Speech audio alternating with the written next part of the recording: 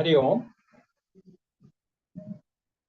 SPYSS NYC Malayalam ഡിവിഷന്റെ നാരായണീയം പഠന യാത്ര എന്നുള്ള ഈ പരിപാടിയിലേക്ക് ഞാൻ നിങ്ങളെ എല്ലാവരെയും സഹർഷം സ്വാഗതം ചെയ്യുന്നു. ഇന്ന് നാരായണീയത്തിലെ 67ാമത്തെ ദശകം ആണ് വായിക്കാൻ പോകുന്നത്. ഇത് ഒരു സ്പെഷ്യൽ പ്രോഗ്രാം ആയിട്ട് നമുക്ക് കാണാം. എന്ന് വെച്ചാല് ഇന്നേ ദിവസം, ഇത് ഈ വർഷത്തെ പുതിയ വർഷത്തെ ആദ്യത്തെ മാസത്തെ 2ാമത്തെ ദിവസത്തിന്റെ ഇത്രയും നല്ലൊരു പ്രോഗ്രാം ഏൽപ്പിച്ചു തന്ന കാസർഗോഡ് ജില്ലയ്ക്ക് ഏൽപ്പിച്ചു തന്ന ഇതിന്റെ സംഘാടകർക്ക് ഞാൻ നന്ദി പറഞ്ഞുകൊണ്ട് തുടങ്ങുകയാണ്. കാസർഗോഡ് ജില്ല കേരളത്തിന്റെ ഏറ്റവും വടക്കേ അറ്റത്തുള്ള ജില്ലയാണ്. കേരളത്തിന്റെ ഭൂപടം എടുത്ത് നോക്കിക്കഴിഞ്ഞാൽ നമുക്ക് സഹസ്രാര ചക്രയിലാണ് കാസർഗോഡ് ജില്ല നിൽക്കുന്നത്. അതുകൊണ്ട് തന്നെ അതിന്റെ പ്രസക്തി നിങ്ങൾക്ക് എല്ലാവർക്കും അറിയാം. ഈ ഇന്ന് കാണുന്ന ഈ കാസർഗോഡിന്റെ പഴയ പേര് കാഞ്ഞിരങ്കോട് എന്നായിരുന്നു എന്നുള്ള കഥ പലർക്കും അറിയില്ല.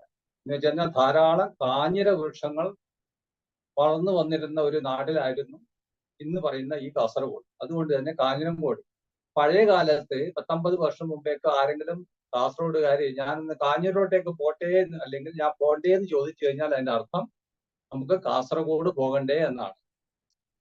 അങ്ങനെയുള്ള കാസർഗോഡ് ജില്ലയിൽ നിന്നാണ് നമ്മുടെ ഈ പഠനയാത്ര തുടങ്ങുന്നത്. തിരുവനന്തപുരം വരെ നടത്താൻ പോകുന്ന ഈ പഠനയാത്രയ്ക്ക് നേതൃത്വം നൽകാൻ ഇന്ന് കാസർഗോഡിന് സന്ദർഭം കിട്ടി. കാസർഗോഡിനെ പറ്റിയിട്ട് പലർക്കും വളരെ കുറച്ചേ അറിയുള്ളൂ. ഒന്ന്, കാരണം ഏറ്റവും വടക്കേറ്റത്തുള്ള ജില്ലയാണ്. കാസർഗോഡിന്റെ ചരിത്രം ഒന്ന് നമുക്ക് നോക്കിക്കഴിഞ്ഞാൽ വിജയനഗര സാമ്രാജ്യം മുതൽ ഇക്കേരി നായക്കന്മാര്, ഹൈദരാലി, ടിപ്പു, പിന്നെ ബ്രിട്ടീഷുകാര്, അതിനുശേഷം സാമൂതിരിയും കോലത്തിരിയും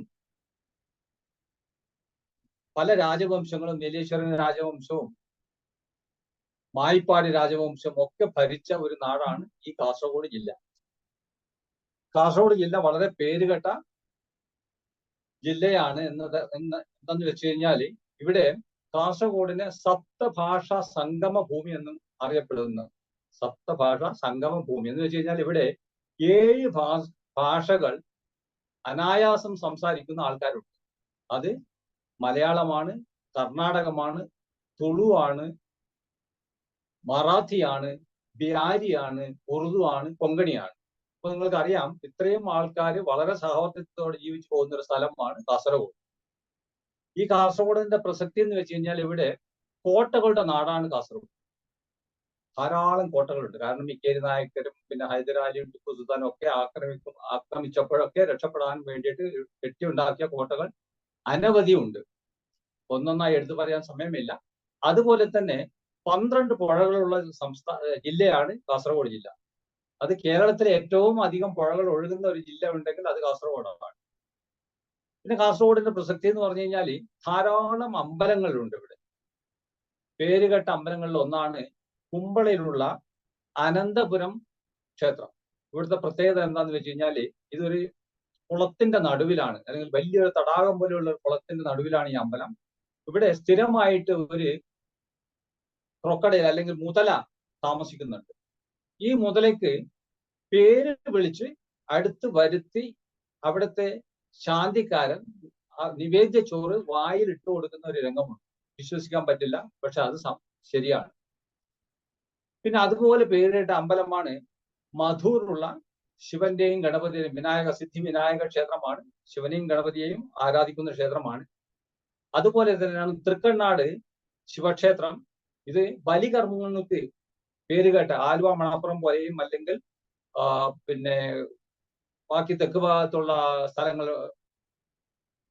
പല സ്ഥലങ്ങളുണ്ട്. അതുപോലെ തന്നെ വളരെ പ്രധാനപ്പെട്ട ഒരു സ്ഥലമാണ് തൃക്കണ്ണാട്. പിന്നെ ഒരു പേരുകേട്ട ക്ഷേത്രമാണ് പിന്നെ ചക്രപാണി ക്ഷേത്രം. തൃക്കരിപ്പൂരിന്റെ അടുത്തുള്ള ക്ഷേത്രമാണ്. അത് തെക്കേ അറ്റത്താണ് ചക്രപാണി ക്ഷേത്രം. പിന്നെ മന്നംപുറത്ത് കാവ് ക്ഷേത്രം. ഇങ്ങനെ കുറേ ക്ഷേത്രങ്ങളുണ്ട്. ഇതുകൂടാതെ നിങ്ങൾക്ക് പലവർക്കും ഈ കാസർഗോഡിൽ നിന്ന് വരുന്ന പ്രധാനപ്പെട്ട അല്ലെങ്കിൽ പേരുകെട്ട വ്യക്തികൾ ആരാണെന്ന് പലർക്കും അറിയില്ല. പക്ഷെ ഞാൻ പറയാം. ഒന്ന്, മഹാകവി പി കുഞ്ഞിരാമൻ നായർ കാഞ്ഞങ്ങാടുകാരനാണ്. അതുപോലെ യക്ഷിയുടെ പ്രതിമ ഉണ്ടാക്കിയ കാനായി കുഞ്ഞിരാമൻ കാസർഗോഡുകാരനാണ്. ഇന്നത്തെ നമ്മുടെ സോളിസിറ്റർ ജനറൽ കെ വേണുഗോപാൽ കാസർഗോഡുകാരനാണ്. പേരുകേട്ട നടി കാവ്യ മാധവൻ കാസർഗോഡുകാരിയാണ്. മഹിമ നമ്പ്യാർ കാസർഗോഡുകാരിയാണ്. എല്ലാവർക്കും പ്രിയപ്പെട്ടവനായ പേരുകേട്ട അനിൽ കുംബ്ലെ കാസർഗോഡുകാരനാണ്. കുംബ്ലെ എന്നുള്ള സ്ഥലത്താണ്. അപ്പൊ ഇത്രയൊക്കെ പ്രസിദ്ധി പെറ്റ ആൾക്കാരുടെ ജന്മനാടാണ് കാസർഗോഡ്. ഇനി ഞാൻ കാസർഗോഡിനെ പറ്റി ദീർഘിപ്പിക്കുന്നില്ല. അങ്ങനെയുള്ള കാസർഗോഡിൽ നിന്നാണ് നമ്മുടെ നാരായണീയം പഠനയാത്ര തുടങ്ങുന്നത്. അപ്പോൾ ഇന്ന് ഞാൻ പറഞ്ഞ പോലെ 67ാമത്തെ ദശകം വായിക്കുകയാണ്. ഗോപികമാരെ പിരിഞ്ഞിരുന്ന ഭഗവാൻ കൃഷ്ണനെ കാത്തുകാത്തിരിക്കുന്ന പ്രണയാതുരായ ഗോപികമാരുടെ കഥ പറയുന്ന ദശകം അല്ലെങ്കിൽ ചാപ്റ്ററാണ്, അധ്യായമാണ് 67. അപ്പൊ ഇന്ന് ഇവിടെ ഈ പരിപാടി അവതരിപ്പിക്കാൻ എത്തിയിട്ടുള്ളത്, അവരുടെ പേര് ഞാൻ വായിക്കാം. ഇന്ന് ധ്യാന ശ്ലോകം ചൊല്ലാൻ പോകുന്നത് മഹിമാക്കയും മഹേഷ് അണ്ണനുമാണ്. പിന്നെ എല്ലാ ശ്ലോകങ്ങൾക്കും ചാൻഡിങ് ഗൈഡൻസ്, ഇതിനുള്ള നിയന്ത്രണം അല്ലെങ്കിൽ ഉപദേശം കൊടുക്കുന്നത് സിന്ധു പ്രമോദ് അക്കയാണ്. ഇനി 10 ശ്ലോകങ്ങൾ ചൊല്ലാൻ വേണ്ടിയിട്ട് ഇവിടെ 10 പേർ എത്തിയിട്ടുണ്ട്. അവർ ശ്ലോകം 1 മുതൽ 10 വരെയുള്ളവരുടെ പേര് ഞാൻ വായിക്കാം. ആദ്യമായിട്ട് ഗൗരി ആർ അക്കയാണ്. പിന്നെ പ്രമീള അക്കയുണ്ട്. മൂന്നാമതായിട്ട് മാധവി ജെ അക്കയാണ്. 4 സുനിൽ അണ്ണൻ. 5 ജയരാജൻ അണ്ണൻ. 6 റീത അക്ക. 7ാം ശ്ലോകം വിദ്യാ ഗൗരി അക്ക. 8 നാഗരാജ അണ്ണൻ. 9 മീനാകുമാരി അക്ക. 10 ലോഹിത അണ്ണൻ. പിന്നെ ഈ 10 ശ്ലോകത്തിന്റെയും സാരാംശം പറയാൻ നമുക്ക് നമ്മുടെ പ്രീജിത അക്ക ഇവിടെ എത്തിയിട്ടുണ്ട്. അതിനുശേഷം നമുക്ക് സമർപ്പണ ശ്ലോകം ചൊല്ലുവാൻ രാജേശ്വരി അക്കയും ഇവിടെ എത്തിയിട്ടുണ്ട്. ഇതാണ് ഇന്നത്തെ ഷെഡ്യൂൾ. അപ്പൊ ഇതുപോലെ ഏതെങ്കിലും ആൾക്ക് പാടാനുള്ള ബുദ്ധിമുട്ട്, നെറ്റ്വർക്ക് എററോ കാര്യങ്ങളോ വരാൻ അതിനുള്ള ബാക്കപ്പ് ആയിട്ട് ആൾക്കാരെയും കൂടെ കരുതിയിട്ടുണ്ട്. അപ്പൊ ഇത്രയും പറഞ്ഞുകൊണ്ട് ഞാൻ ഈ ആമുഖമായിട്ടുള്ള സൂചന, കാസർഗോഡിനെ പറ്റിയുള്ള ആമുഖമായ സൂചന നിർത്തുന്നു. ഹരി ഓം. ഇനി നമുക്ക് ധ്യാന ശ്ലോകം ചൊല്ലാം. മഹിമാക്കിയെയും മഹേഷ് അണ്ണനെയും ക്ഷണിക്കാം. ഹരി ഓം. ഹരി ഓം. ഹരി ഓം. ഗജാനന പദ്മാർകം ഗജാനനമഹർനിശം അനേകദന്തം ഭക്താനാം ഏകദന്തം ഉപാസ്മഹേ. കോമളം കൂജയം വേണു ശ്യാമലോയം കുമാരകഃ വേദവേദ്യം പരബ്രഹ്മ ഭാസതാം പുരതോ മമ. ശ്രീകൃഷ്ണ ഗോവിന്ദ ഹരേ മുരാരി ഹേ നാഥ നാരായണ വാസുദേവ. ശ്രീകൃഷ്ണ ഗോവിന്ദ ഹരേ മുരാരി ഹേ നാഥ നാരായണ വാസുദേവ. ഹേ നാഥ നാരായണ വാസുദേവ. ഹേ നാഥ നാരായണ വാസുദേവ. സർവം കൃഷ്ണാർപ്പണമസ്തു. ഹരി ഓം. ഹരി ഓം. അടുത്തതായി ചാൻഡിങ് ഗൈഡൻസിന് സിന്ധു പ്രമോദ് ഒക്കെ ക്ഷണിക്കുന്നു. ഓം നാരായണ. ദശകം 67. ഗോപി ഗർവ പ്രശമനം അല്ലെങ്കിൽ ശ്രീകൃഷ്ണ ഭഗവാന്റെ തിരോധാനം. ഭഗവാൻ തങ്ങൾക്ക് വശംവദനായി എന്ന് കണ്ട ഗോപികൾക്ക് തങ്ങൾ ഈ ലോകത്തിലെ എല്ലാ സ്ത്രീകളെക്കാളും ഭാഗ്യം ചെയ്തവരാണെന്ന ഒരു അഹങ്കാരം വന്നു. ഭക്തി എന്നതിലുപരി ഇതൊരു അഹങ്കാരമായതിനാൽ ഭഗവാൻ അവരിൽ നിന്ന് മറഞ്ഞു പോകുന്നു. ഇതാണ് ഈ ഒരു ദശകത്തിൽ പറയുന്നത്. പല വൃത്തങ്ങൾ കൂടിച്ചേർന്ന ഒരു ദശകമാണിത്. ആദ്യത്തെ 2 ശ്ലോകങ്ങൾ ഉപേന്ദ്ര വജ്ര വൃത്തത്തിലാണ്. പദച്ഛേദം നോക്കാം. ശ്ലോകം 1. സ്ഫുരത്പരാനന്ദ രസാത്മകേന ത്വയാ സമാസാദിത ഭോഗലീല അസീമം ആനന്ദഭരം പ്രപന്ന മഹാന്തം ആപുഹോ മദം അംബുജാക്ഷഃ. ചൊല്ലാം.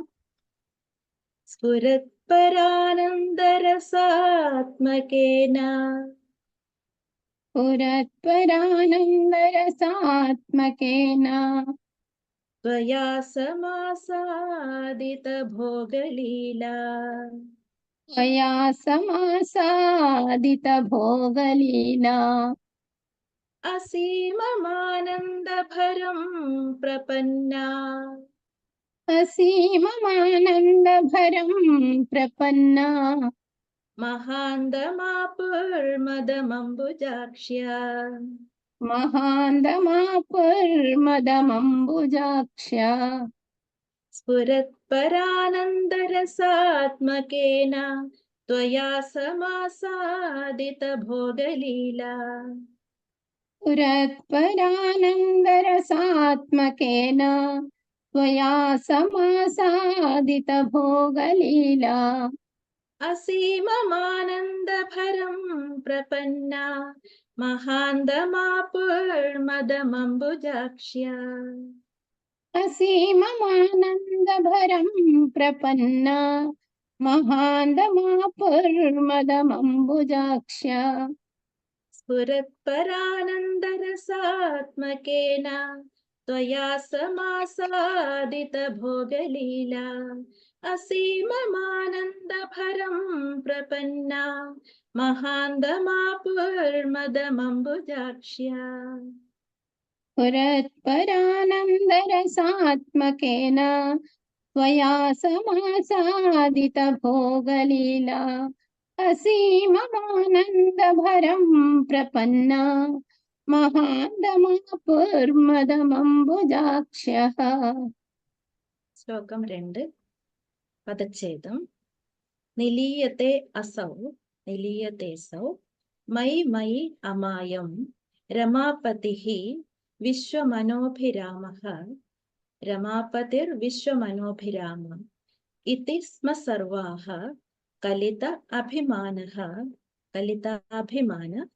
നിരീക്ഷ്യ ഗോവിന്ദ തിരോഹിതഃ അഭൂഃ തിരോഹിതോ ഭൂഃ. ശ്ലോകം ചൊല്ലാം.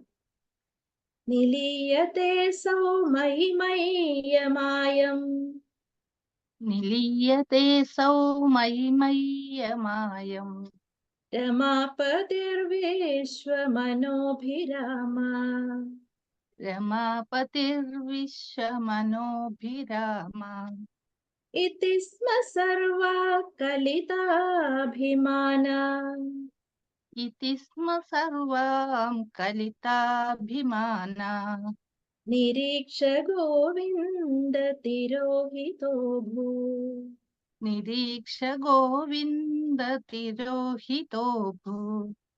നിലീയത്തെ സൗ മയ്യമായം രമാപതിർവിശ്വമനോഭിരാമ നിലീയത്തെ സൗ മയ്യമായം രമാപതിർവിശ്വമനോഭിരാമഃ ഇതി സ്മ സർവാ കലിതാഭിമാന നിരീക്ഷ ഗോവിന്ദ തിരോഹിതോ ഭൂ.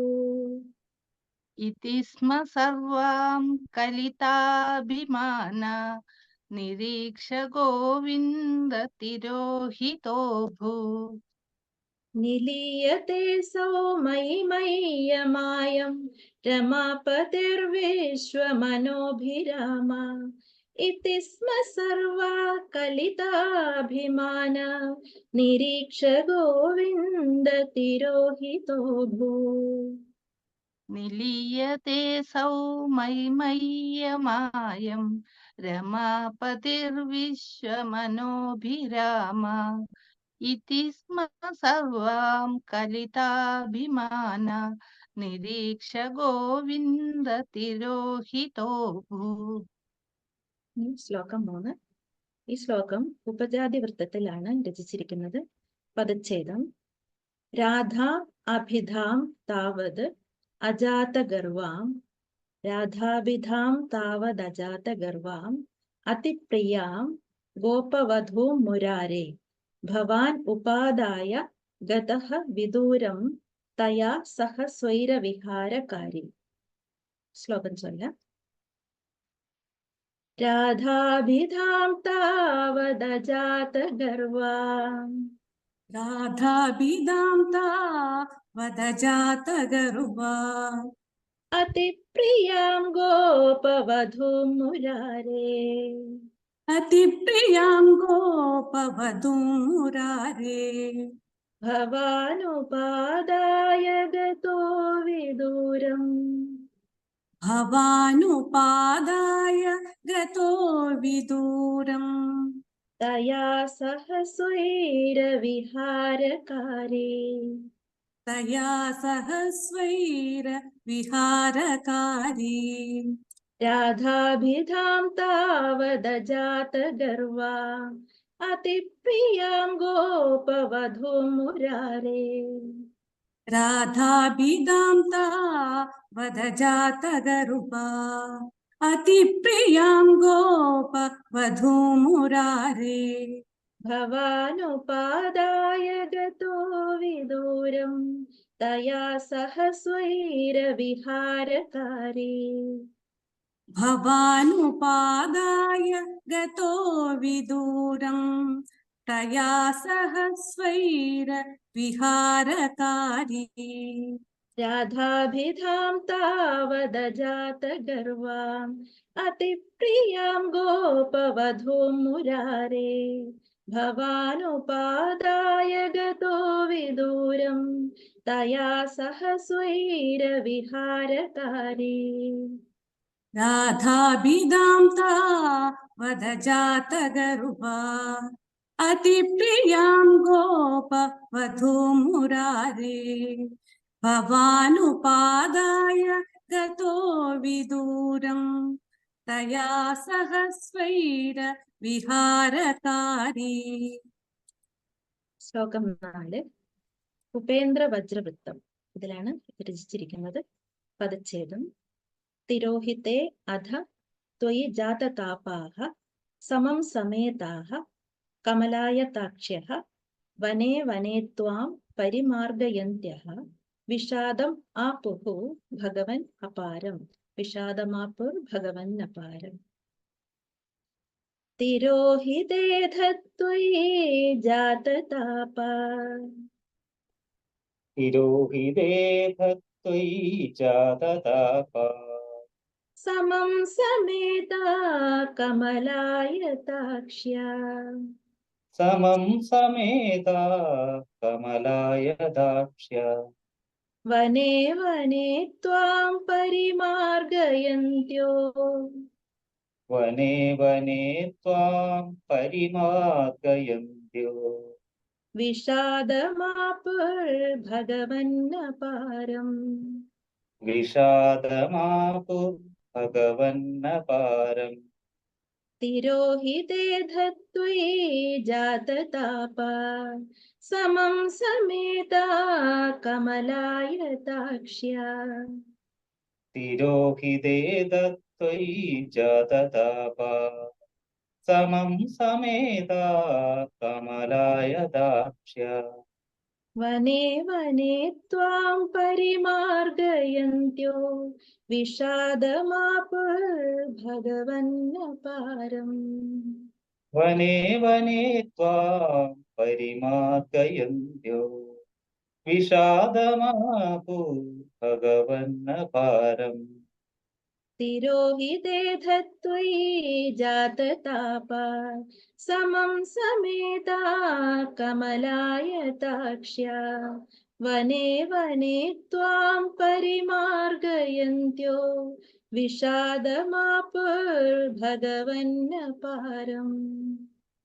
തിരോഹിതേ ത്വയി ജാതതാപാഃ സമം സമേതാ കമലായതാക്ഷ്യ വനേ വനേ ത്വാം പരിമാർഗയന്ത്യോ വിഷാദമാപോ ഭഗവന്നപാരം. ശ്ലോകം 5. ഈ ശ്ലോകം ഇന്ദ്രവജ്ര വൃത്തത്തിലാണ്. പദച്ഛേദം: ഹാ ചൂത, ഹാ ചമ്പക, കർണികാര, ഹാ മല്ലികെ, മാലതി, ബാലവല്യഃ, കിം വീക്ഷിതഃ നോ ഹൃദയൈകചോര ഇത്യാദി താഹ ത്വത് പ്രവണാഃ വിലേപുഃ. ഹാ ചൂത, ഹാ ചമ്പക, കർണികാര. च्यूता चंबका कर्णिकारा. ഹാ മല്ലികേ, മാലതി, ബാലവല്യ. मल्लिके मालती बालवल्या. കിം വീക്ഷിതോ നോ ഹൃദയൈകചോര. किं वीक्षितो नो हृदयैकचोरा. ഇത്യാദി താസ്ത്വത് പ്രവണാ വിലേപോ. इत्यादितास्त्वत् प्रवणा विलेपो. ഹാ ചൂത, ഹാ ചമ്പക, കർണികാര. ഹാ മല്ലികേ, മാലതി, ബാലവല്യ. च्यूता चंबका कर्णिकारा. मल्लिके मालती बालवल्या. കിം വീക്ഷിതോ നോ ഹൃദയൈകചോര ഇത്യാദി താസ്ത്വത് പ്രവണാ വിലേപോ. किं वीक्षितो नो हृदयैकचोरा. इत्यादितास्त्वत् प्रवणा विलेपो. ഹാ ചൂത, ഹാ ചമ്പക, കർണികാര. ഹാ മല്ലികേ, മാലതി, ബാലവല്യ. കിം വീക്ഷിതോ നോ ഹൃദയൈകചോര ഇത്യാദി താസ്ത്വത് പ്രവണാ വിലേപോ. च्यूता चंबका कर्णिकारा. मल्लिके मालती बालवल्या. किं वीक्षितो नो हृदयैकचोरा. इत्यादितास्त्वत् प्रवणा विलेपो. ശ്ലോകം 6. ഈ ശ്ലോകം ഉപജാതി വൃത്തത്തിലാണ്. പദച്ഛേദം: നിരീക്ഷിതഃ അയം സഖി പങ്കജാക്ഷ. നിരീക്ഷിതോയം സഖി പങ്കജാക്ഷ. പുരഃ മമ ഇതി ആകുലം ആലപന്തി. പുരോ മമേത്യാകുലമാലപന്തി. ത്വാം ഭാവനാ ചക്ഷുഷി വീക്ഷ്യ കാചിത് താപം സഖീനാം ദ്വിഗുണീചകാര. നിരീക്ഷിതോയം സഖി പങ്കജാക്ഷ. നിരീക്ഷിതോയം സഖി പങ്കജാക്ഷ. പുരോ മമേത്യാകുലമാലപന്തി. പുരോ മമേത്യാകുലമാലപന്തി. ത്വാം ഭാവനാ ചക്ഷുഷി വീക്ഷ്യ കാചിത്. ത്വാം ഭാവനാ ചക്ഷുഷി വീക്ഷ്യ കാചിത്. താപം സഖീനാം ദ്വിഗുണീചകാര.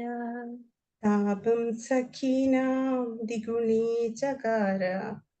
നിരീക്ഷിതോയം സഖി പങ്കജാക്ഷ. പുരോ മമേത്യാകുലമാലപന്തി. നിരീക്ഷിതോയം സഖി പങ്കജാക്ഷ. പുരോ മമേത്യാകുലമാലപന്തി. ത്വാം ഭാവനാ ചക്ഷുഷി വീക്ഷ്യ കാചിത് താപം സഖീനാം ദ്വിഗുണീചകാര. ത്വാം ഭാവനാ ചക്ഷുഷി വീക്ഷ്യ കാചിത് താപം സഖീനാം ദ്വിഗുണീചകാര. നിരീക്ഷിതോയം സഖി പങ്കജാക്ഷ. പുരോ മമേത്യാകുലമാലപന്തി. ത്വാം ഭാവനാ ചക്ഷുഷി വീക്ഷ്യ കാചിത് താപം സഖീനാം ദ്വിഗുണീചകാര. നിരീക്ഷിതോയം സഖി പങ്കജാക്ഷ. പുരോ മമേത്യാകുലമാലപന്തി. त्वां भावना चक्षुषी वीक्ष्य काचित् तापं सखीनां द्विगुणीचकार. ശ്ലോകം 7. ഉപേന്ദ്ര വജ്രവൃത്തത്തിലാണ് ഈ ശ്ലോകം രചിച്ചിരിക്കുന്നത്. പദച്ഛേദം. ത്വദാത്മികാഃ താഃ ത്വദാത്മികാസ്താ യമുനാതടാന്തെ തവ അനുചക്രുഃ കില ചേഷ്ടിതാനി വിചിത്യ ഭൂയഃ അപി തഥാ ഏവ തഥൈവ മാനാത് ത്വയാ വിമുക്താം ദദൃശുഃ ച രാധാ. त्वदात्मिकास्ता यमुनातडान्ते त्वदात्मिकास्ता यमुनातटान्ते तवानुचक्रुः किल चेष्टितानि तवानुचक्रुः किल चेष्टितानि विचित्य भूयोऽपि तथैव मानात् विचित्य भूयोऽपि तथैव मानात् त्वया विमुक्तां ददृशुश्च राधा. त्वया विमुक्तां ददृशुश्च राधा. त्वदात्मिकास्ता यमुनातडान्ते तवानुचक्रुः किल चेष्टितानि त्वदात्मिकास्ता यमुनातटान्ते तवानुचक्रुः किल चेष्टितानि विचित्य भूयोऽपि तथैव मानात् त्वया विमुक्तां ददृशुश्च राधा. विचित्य भूयोऽपि तथैव मानात् त्वया विमुक्तां ददृशुश्च राधा. त्वदात्मिकास्ता यमुनातडान्ते तवानुचक्रुः किल चेष्टितानि विचित्य भूयोऽपि तथैव मानात् त्वया विमुक्तां ददृशुश्च राधा. त्वदात्मिकास्ता यमुनातटान्ते तवानुचक्रुः किल चेष्टितानि विचित्य भूयोऽपि तथैव मानात् त्वया विमुक्तां ददृशुश्च राधा. ശ്ലോകം 8. ഉപേന്ദ്ര വജ്രവൃത്തത്തിലാണ്. പദച്ഛേദം. തതഃ സമം താഹ വിപിനെ സമന്താത് തമോ തമോവതാരാവധി മാർഗയന്ത്യഃ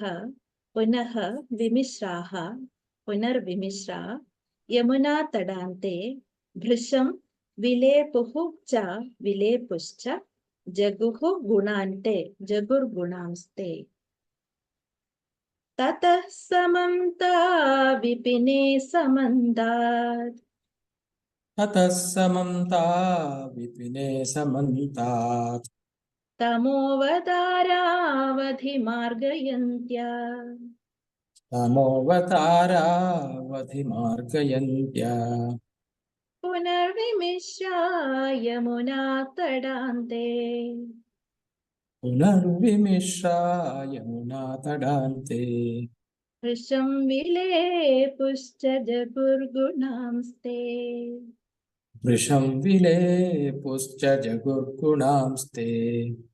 ततः समं ता विपिने समन्तात् तमोवतारावधिमार्गयन्त्या ततः समं ता विपिने समन्तात् तमोवतारावधिमार्गयन्त्या पुनर्विमिश्रा यमुनातडान्ते भृशं विलेपुश्च जगुर्गुणांस्ते. पुनर्विमिश्रा यमुनातडान्ते वृषं विलेपुश्च जगुर्गुणांस्ते.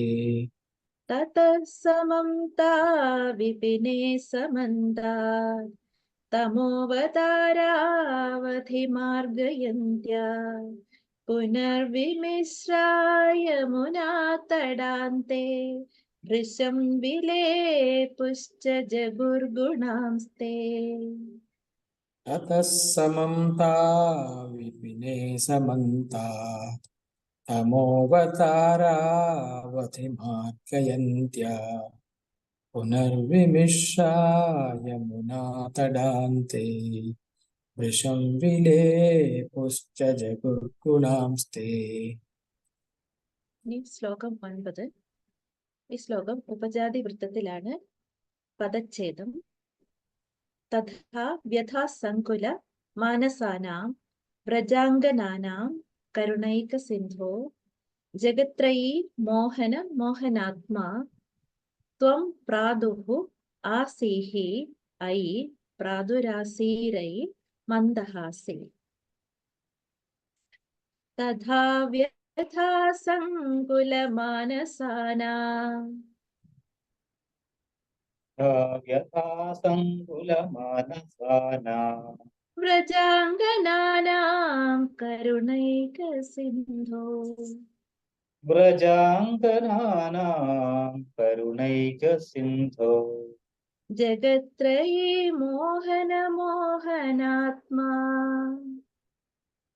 ജഗത്രയീ മോഹന മോഹനാത് ത്വം പ്രാദുരാസീരൈ മന്ദഹാസി. ത്വം പ്രാദുരാസീരൈ മന്ദഹാസി. തഥാ വ്യഥാസങ്കുലമാനസാനാം വ്രജാംഗനാനാം കരുണൈക സിന്ധോ തഥാ വ്യഥാസങ്കുലമാനസാനാം വ്രജാംഗനാനാം കരുണൈകസിന്ധോ ജഗത്രയീ മോഹന മോഹനാത്മാ ത്വം പ്രാദുരാസീരൈ മന്ദഹാസി. ജഗത്രയീ മോഹന മോഹനാത് ത്വം പ്രാദുരാസീരൈ മന്ദഹാസി.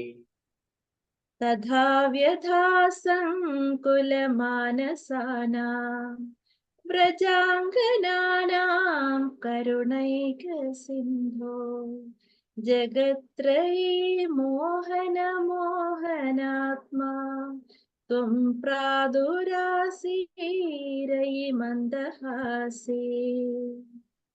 തഥാ വ്യഥാസങ്കുലമാനസാനാം വ്രജാംഗനാനാം കരുണൈകസിന്ധോ ജഗത്രയീ മോഹന മോഹനാത് ത്വം പ്രാദുരാസീരൈ മന്ദഹാസി. ശ്ലോകം 10. ഇന്ദ്രവജ്രവൃത്തത്തിലാണ് ശ്ലോകം. പദച്ഛേദം. സന്നിഗ്ധ സന്ദർശനം ആത്മകാന്തം സന്നിഗ്ധ സന്ദർശനമാത്മകാന്തം ത്വാം വീക്ഷ്യ തന്യഃ സഹസാ തദാനീം കിം കിം ന ചക്രുഃ പ്രമദാതിഭാരാത് സഹ ത്വം ഗദാത് പാലയ മാരുതേശ. സന്നിഗ്ധ സന്ദർശനമാത്മകാന്തം സന്നിഗ്ധസന്ദർശനമാത്മകാന്തം ത്വാം വീക്ഷ്യ തന്യഃ സഹസാ തദാനീം ത്വാം വീക്ഷ്യ തന്യഃ സഹസാ ദദാനീം കിം കിം ന ചക്രുഃ പ്രമദാതിഭാരാത് കിം കിം ന ചക്രോ പ്രമദാതിഭാരാത് സ ത്വം ഗദാത് പാലയ മാരുതേശ.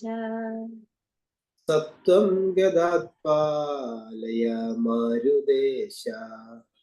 സന്നിഗ്ധ സന്ദർശനമാത്മകാന്തം ത്വാം വീക്ഷ്യ തന്യഃ സഹസാ തദാനീം സന്നിഗ്ധസന്ദർശനമാത്മകാന്തം ത്വാം വീക്ഷ്യ തന്യഃ സഹസാ ദദാനീം കിം കിം ന ചക്രുഃ പ്രമദാതിഭാരാത് സ ത്വം ഗദാത് പാലയ മാരുതേശ.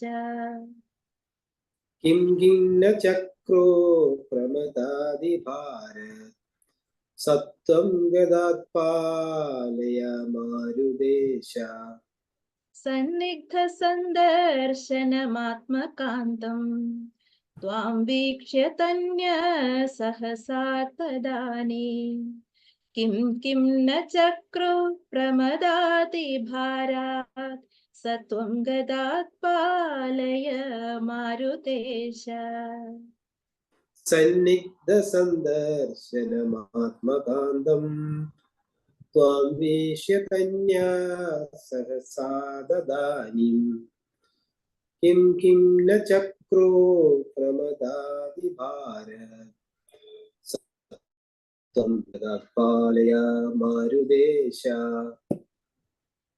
സർവത്ര ഗോവിന്ദ നാമ സങ്കീർത്തനം ഗോവിന്ദ ഗോവിന്ദ. അങ്ങനെ 67-ാം അധ്യായം ചൊല്ലിക്കഴിഞ്ഞു. ഇനി ഈ 1 മുതൽ 10 വരെയുള്ള ഈ ശ്ലോകങ്ങളുടെ സാരാംശം പറയാൻ ഞാൻ പ്രീതാക്കെ ക്ഷണിക്കും. ഹരിയോം പ്രീതാക്ക. ഹരിയോം. ദശകം 67. യമുനാ പുളിനത്തിൽ ഗോപികമാരും കൃഷ്ണനും ഇങ്ങനെ രാസലീല ആടിക്കൊണ്ടിരിക്കുകയാണ്. ആ സമയത്ത് ഗോപികമാർക്ക് ചെറിയൊരു അഹങ്കാരം വന്നിരിക്കുകയാണ്. പരമാനന്ദ രസാത്മകേന, പരമാനന്ദ സ്വരൂപനായ ഭഗവാൻ അവരുടെ ഒന്നിച്ച് ഇങ്ങനെ ആടിക്കളിക്കുന്നത് കണ്ടപ്പോൾ അവർക്ക് തോന്നുകയാണ് തങ്ങളുടെ സൗന്ദര്യത്തിൽ ആകൃഷ്ടനായിട്ടാണ് ഭഗവാൻ നമ്മുടെ കൂടെ ഇങ്ങനെ കളിക്കുന്നത് എന്ന്. അപ്പോൾ മഹാന്തം മാ അപ്പു, അവർക്ക് വലിയൊരു അഹങ്കാരം ഉണ്ടായി. അവർ ഓരോരുത്തരും അഹങ്കരിക്കുകയാണ്. ഈ ലോകത്തിലെ എല്ലാ സ്ത്രീകളെക്കാളും ഭാഗ്യവതികളാണ് തങ്ങള് എന്നുള്ള അഹങ്കാരം അവരുടെ ഉള്ളിലേക്ക് വരികയാണ്. 2-ാമത്തെ ശ്ലോകം. രമാപതി മയി മയി. ഒരു ഗോപിക മറ്റേ ഗോപികയോട് പറയുകയാണ്, കണ്ണന് എന്നെയാണ് കൂടുതൽ ഇഷ്ടം. അപ്പൊ മറ്റേ ഗോപിക പറയും, നിന്നെയല്ല എന്നെയാണ്. അങ്ങനെ പറഞ്ഞു പറഞ്ഞ് അവർ പരസ്പരം ഇങ്ങനെ കലഹിച്ചു കൊണ്ടേ ഇരിക്കുകയാണ്. കലിതാഭിമാനം, അത്യധികം അഭിമാനത്തോടും അതുപോലെ തന്നെ അഹങ്കാരത്തോടും കൂടിയാണ് ഗോപികമാർ ഇങ്ങനെ കളിച്ചുകൊണ്ടേയിരിക്കുന്നത്. അവരുടെ അഹങ്കാരം കൊണ്ട് ഒന്നും തന്നെ അവർക്ക് വേറൊന്നും, കൃഷ്ണനെ അവർ പൂർണ്ണമായും മറന്നുപോയി. അങ്ങനെ ആയപ്പോൾ തിരോഹിതാബുഹു, അവിടെ നിന്ന് കൃഷ്ണനും മറഞ്ഞുപോയി, അപ്രത്യക്ഷനായി. ഗോപികമാരുടെ ഇടയിൽ നിന്ന് കൃഷ്ണൻ അപ്രത്യക്ഷനായി. അതുവരെ ഭഗവാനെ മാത്രം ഓർത്ത ഗോപികമാര് ഭഗവാനെ മറന്ന് അവരുടെ സൗന്ദര്യത്തിൽ അവരുടെ കഴിവിൽ ഇങ്ങനെ ചിന്തിച്ചപ്പോൾ, ശ്രദ്ധ തിരിച്ചപ്പോൾ അസൂയാലുക്കളായി മാറിയവർ അങ്ങനെ ഓരോ ഗോപശ്രീയും വിചാരിക്കുകയാണ്, എനിക്ക് എന്തോ ഒരു പ്രത്യേകതയുണ്ട്, അതുകൊണ്ടാണ് ഭഗവാൻ എൻ്റെ കൂടെ വരുന്നത്, എൻ്റെ കൂടെ കളിക്കുന്നത്. എപ്പോഴാണോ നാം നമ്മുടെ പ്രത്യേകതയെ കുറിച്ച് ചിന്തിക്കുന്നത്, അപ്പോൾ ആ ഒരു ഇൻഡിവിജ്വാലിറ്റി നമ്മൾ ഒരു ക്രിയേറ്റ് ചെയ്യുകയാണ്. When we create individuality, the God will disappear. അല്ലെ, നമുക്ക് അഹങ്കാരം വന്നു കഴിഞ്ഞാൽ ദൈവം നമ്മളിൽ നിന്ന് വളരെ വളരെ വളരെ അകലെയായിരിക്കും. നമ്മൾ അഹങ്കാരം വിട്ടു കഴിഞ്ഞാൽ ഭഗവാൻ നമ്മുടെ അടുത്തേക്ക് തന്നെ വരികയും ചെയ്യും. നമ്മൾ പലപ്പോഴും പറയാറുണ്ട് അല്ലെ, എന്റെ പ്രശ്നം എന്ന് പറയുമ്പോൾ നമ്മൾ പ്രശ്നത്തെക്കാളും കൂടുതൽ പ്രാധാന്യം കൊടുക്കുന്നത് എന്റെ എന്ന വാക്കിനാണ്. അപ്പോൾ അവിടെ ഒരു ഇൻഡിവിജ്വാലിറ്റിയാണ് നമ്മൾ ക്രിയേറ്റ് ചെയ്യുന്നത്, ഒരു വ്യക്തിത്വമാണ് നമ്മൾ അവിടെ ക്രിയേറ്റ് ചെയ്യുന്നത്. നമ്മൾ പറയാറുണ്ട്, സാധാരണ ചിലവരെ വിളിച്ചു കഴിഞ്ഞാൽ അവർ ചെയ്യുന്ന കാര്യങ്ങളൊക്കെ വളരെ പെർഫെക്റ്റ് ആയിരിക്കും, നല്ലപോലെ ചെയ്യും, പക്ഷെ അവിടെ അഹങ്കാരം കണ്ടു കഴിഞ്ഞാൽ വിളിക്കാൻ തോന്നില്ല എന്ന്. അപ്പോൾ നമ്മൾ ചെയ്യുന്ന പ്രവൃത്തി എത്ര നല്ലതായി കഴിഞ്ഞാൽ അതിലൊരു ഞാൻ എന്നൊരു ഭാവം വന്നു കഴിഞ്ഞാൽ ആ പ്രവൃത്തിക്ക് വലിയ ഫലമില്ലാതായി മാറും. അപ്പോൾ നമുക്കൊരു വിചാരമാണ്, ഏത് പ്രവൃത്തി ചെയ്യുമ്പോഴും ഏത് കാര്യം ചെയ്യുമ്പോഴും ഭഗവാൻ അനുവദിച്ചത് കൊണ്ടാണ് നമുക്കിത് ചെയ്യാൻ കഴിയുന്നത്, അല്ലെങ്കിൽ ഭഗവാന്റെ കാരുണ്യത്തിലാണ് നമുക്കിത് ചെയ്യാൻ കഴിയുന്നത് എന്നുള്ള വിചാരം നമുക്കുണ്ടാകണം. അതുകൊണ്ട് ഞാനെന്ന ഭാവം തോന്നുന്നൊക്കെ ഹരിനാരായണായ നമഃ. 3-ാമത്തെ ശ്ലോകം. കൃഷ്ണൻ ഇപ്പോൾ വൃന്ദാവനത്തിലില്ല, അവിടെ നിന്ന് അപ്രത്യക്ഷനായി. രാധാപിതാം, ഭട്ടതിരിപ്പാട് ഇവിടെ സമർത്ഥിക്കുകയാണ്. വളരെ ഒരു വലിയ സ്വാതന്ത്ര്യം എടുത്തുകൊണ്ട് അദ്ദേഹം പറയുകയാണ്, കൃഷ്ണന് വേറെ എവിടെയും അല്ല പോയത്, രാധയുടെ കൂടെ കൃഷ്ണനുണ്ട് എന്ന്. പക്ഷെ ഭാഗവതത്തിൽ അങ്ങനെ പറയുന്നില്ല. രാധ എന്ന് പേരേ പറയുന്നില്ല, ആരാധ്യ എന്നാണ് പറയുന്നത് ഭാഗവതത്തിൽ. പക്ഷെ ഇവിടെ ഭട്ടതിരിപ്പാട് പറയുകയാണ് രാധ ഗർവില്ലാത്തവളാണ്, അവളോടാണ് കൃഷ്ണന് കൂടുതൽ പ്രിയം, അതുകൊണ്ടാണ് രാധയുടെ കൂടെ ഉണ്ടാകും കൃഷ്ണൻ, വേറെ എവിടെയും പോകില്ല എന്ന് അദ്ദേഹം പറയുകയാണ്. ഭട്ടതിരിപ്പാട് എന്തുകൊണ്ടാണ് അങ്ങനെ പറയാൻ കാരണം? അദ്ദേഹം ഗുരുവായൂർ തന്നെയാണ് താമസിക്കുന്നത്. ദിവസം ജയദേവ മഹാകവിയുടെ അഷ്ടപതി കേൾക്കുന്ന ആളാണ്. അതുകൊണ്ട് രാധയോട് ഒരു ചെറിയൊരു പ്രേമം അദ്ദേഹത്തിനും ഉണ്ടാകാം. അതുകൊണ്ടാണ് അദ്ദേഹം പറയുന്നത്. ജയദേവ മഹാകവിയുടെ ഗീതാഗോവിന്ദം വളരെ പ്രസിദ്ധമാണ്. രാധാകൃഷ്ണ പ്രേമത്തെ കുറിച്ചാണ് അതിൽ പറയുന്നത്. ഈ ലോകത്തിലെ ഏറ്റവും വലിയ കാമുകന്മാർ ആരാണെന്ന് ചോദിച്ചാൽ നമുക്ക് നിസ്സംശയം പറയാം, അത് രാധയും കൃഷ്ണനുമാണെന്ന്. കൃഷ്ണൻ രാധയെ വിവാഹം കഴിച്ചില്ല. അതിന് കൃഷ്ണൻ പറയുന്ന മറുപടി, രാധ എന്നോട് വിവാഹം കഴിക്കാൻ ആവശ്യപ്പെട്ടില്ല എന്നാണ്, പ്രേമിക്കാൻ മാത്രമേ ആവശ്യപ്പെട്ടുള്ളൂ എന്ന്. അതുകൊണ്ട് ലോകത്തിലെ ഏറ്റവും വലിയ പ്രേമകളമായി മാറിയിരിക്കുകയാണ് രാധയും കൃഷ്ണനും. അപ്പോൾ ഒരു ദിവസം ജയദേവ മഹാകവി അദ്ദേഹം ഇങ്ങനെ രാവിലെ എണീച്ചിട്ട് ഇങ്ങനെ എഴുതിക്കൊണ്ടിരിക്കുകയാണ് ഗീതാഗോവിന്ദം. അപ്പോൾ അദ്ദേഹം അതിൽ ഒരു വരി ഇങ്ങനെ എഴുതി, കൃഷ്ണൻ രാധയുടെ കാല് പിടിച്ചു എന്ന്. അപ്പോൾ തന്നെ അദ്ദേഹത്തിന് തോന്നി, കൃഷ്ണൻ ഇത് ചീപ്പാണോ? കൃഷ്ണൻ രാധയുടെ കാല് പിടിച്ചെന്ന് എഴുതിയത് മോശമല്ലേ? അത് വേണം, രാധ കൃഷ്ണന്റെ കാലല്ലേ പിടിക്കേണ്ടത്, എന്തുകൊണ്ടാണ് ഞാൻ ഇങ്ങനെ എഴുതിയത് എന്ന് പറഞ്ഞ് അദ്ദേഹം ആ വരികൾ വെട്ടി മാറ്റുകയാണ്.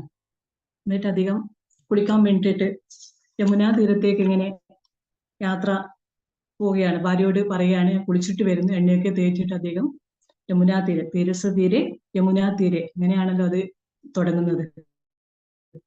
അങ്ങനെ കുളിക്കാൻ പോയ ആൾ വളരെ പെട്ടെന്ന് തന്നെ തിരിച്ചു വരികയാണ്. അപ്പോൾ ഭാര്യ ചോദിക്കുകയാണ്, നിങ്ങൾ എന്താ കുളിക്കാതെ തിരിച്ചു വന്നത്?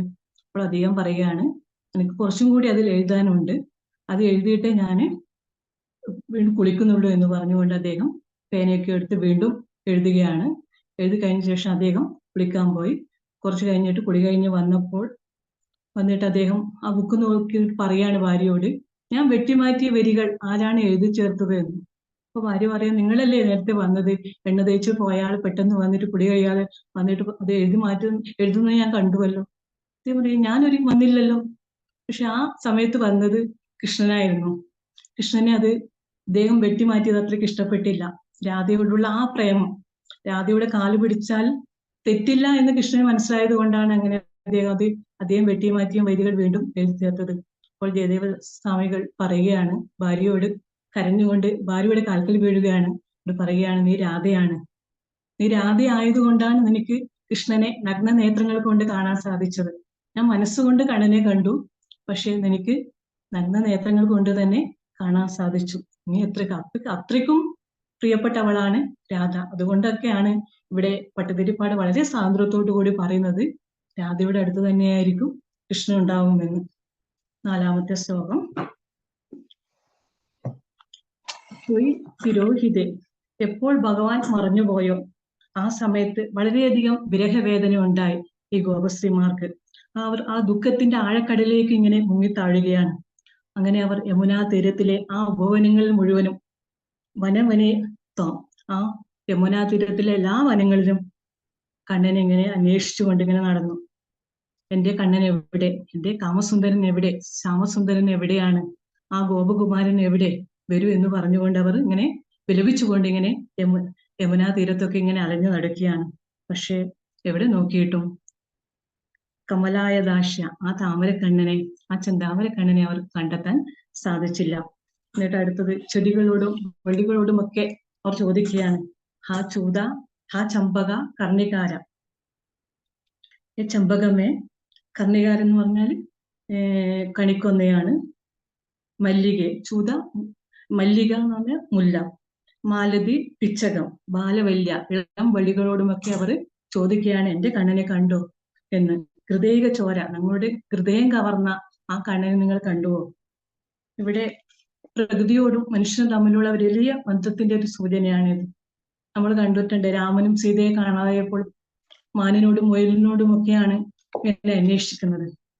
പണ്ടുള്ളവരൊക്കെ നമ്മൾ കണ്ടിട്ടുണ്ട്, പ്രകൃതിയിൽ കാണുന്ന മാറ്റങ്ങൾ അനുസരിച്ചാണ് പല ആഘോഷങ്ങളും ഇതൊക്കെ അവർ പറയുന്നത്. അന്ന് കലണ്ടറും ഒന്നും ഇല്ലാതിരുന്ന സമയത്തും അവർക്ക് അറിയാമായിരുന്നു ആ പ്രകൃതിയിൽ വരുന്ന മാറ്റത്തിനനുസരിച്ച് ഇവിടെ ആഘോഷങ്ങളും അതൊക്കെ വരുമെന്നുള്ള കാര്യം.